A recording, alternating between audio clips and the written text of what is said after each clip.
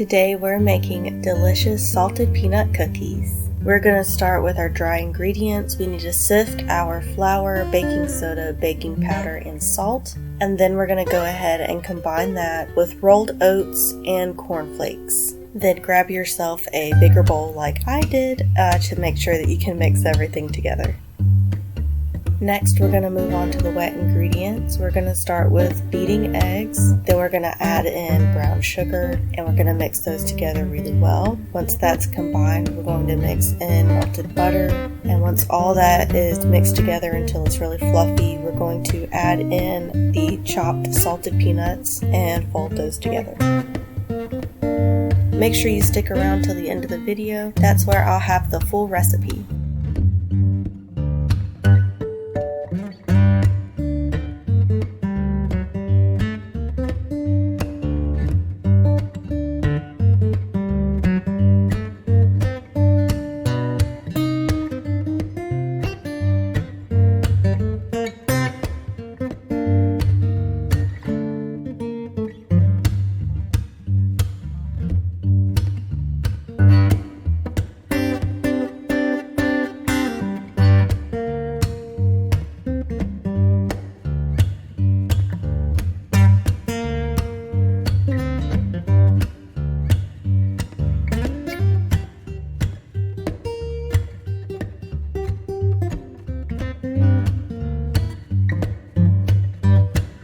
Now you're just going to mix your dry ingredients with the wet ingredients and give it all a good stir.